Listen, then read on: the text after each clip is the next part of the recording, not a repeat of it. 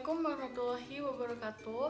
Perkenalkan, nama saya Syafla Nur Azizah. Saya mahasiswa Pendidikan Bahasa Inggris, Fakultas Pendidikan Bahasa, Universitas Muhammadiyah Yogyakarta. Dan video ini bertujuan untuk memenuhi tugas Bridging Soft Skill yang telah terlaksana pada Selasa 16 November 2021.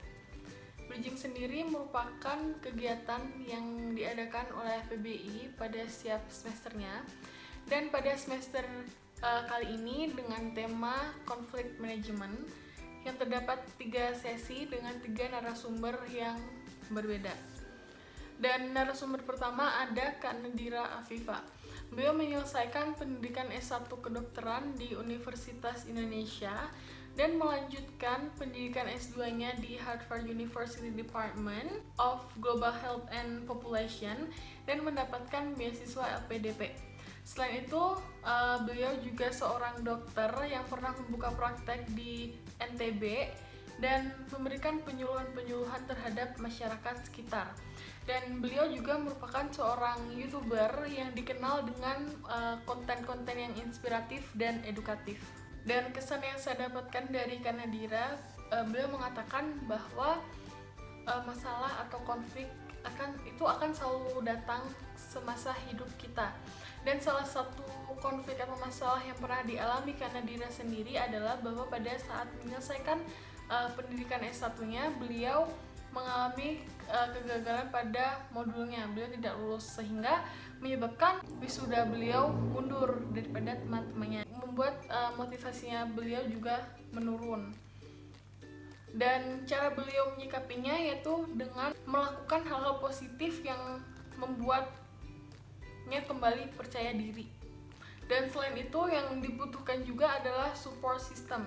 Support system bisa berasal dari keluarga, teman, dan untuk teman sendiri kita diharuskan mencari teman yang membawa kita ke arah yang lebih positif dan tentunya satu frekuensi sehingga obrolan kita juga masuk dan bisa saling bertukar pikiran dan mutualisme seperti itu.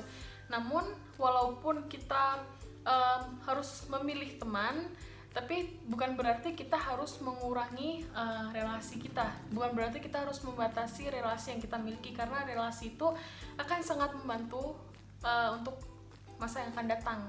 Dan yang saya highlight di sini bahwa beliau berkata bahwa kita harus mengenali diri kita terlebih dahulu dan kita harus mengetahui tujuan kita hidup.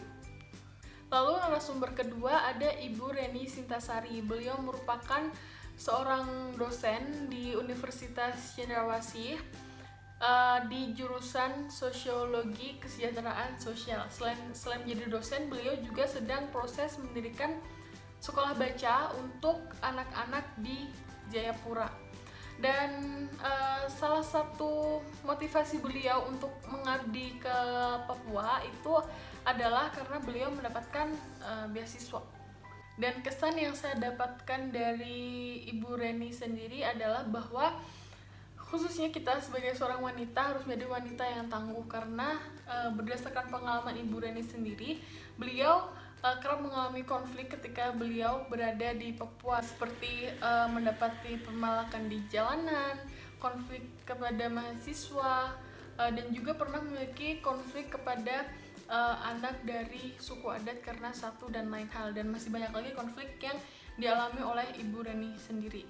Namun dengan begitu, beliau juga tidak menyerah dan putus asa. Beliau tetap memberikan pengarahan pelajaran kepada para mahasiswa, hingga ada salah satu mahasiswa yang beliau bimbing, yang beliau ajar itu bisa dikatakan menjadi orang yang sukses. Dan beliau juga berkata bahwa tidak semua konflik atau masalah itu merupakan hal negatif ya.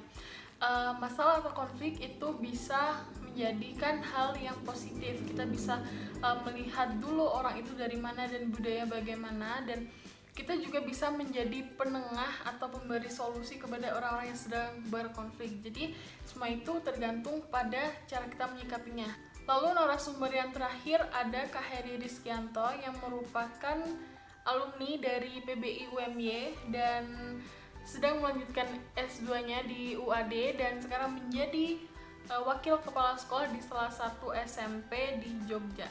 Dan kesan yang saya dapatkan dari beliau adalah khususnya bagi seorang calon guru gitu ya, bahwa konflik itu banyak terjadi juga di sekolah, entah itu antar siswa, siswa ke pendidik, pendidik ke pendidik, atau pendidik ke staf, itu pasti ada konflik.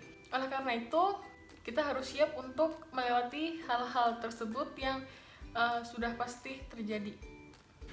Oke, jadi dapat saya simpulkan bahwa dari ketiga narasumber tersebut memiliki konflik yang berbeda-beda, dan cara mengatasi konflik tersebut itu bisa dengan cara melakukan hal-hal positif, mencari hal-hal positif yang bisa kita lakukan dan bisa membangkitkan motivasi kita lagi, dan atau bisa membuat kita lebih percaya diri lagi. Dan kesan saya untuk bridging soft skill pada semester kali ini cukup menarik karena mendatangkan para narasumber yang sangat inspiratif dan memberikan banyak motivasi kepada mahasiswa agar lebih mempersiapkan lagi apabila terjadi konflik di masa yang akan datang, di masa kedepannya. Sepertinya itu saja yang dapat saya sampaikan, kurang lebihnya saya mohon maaf. Wassalamualaikum warahmatullahi wabarakatuh.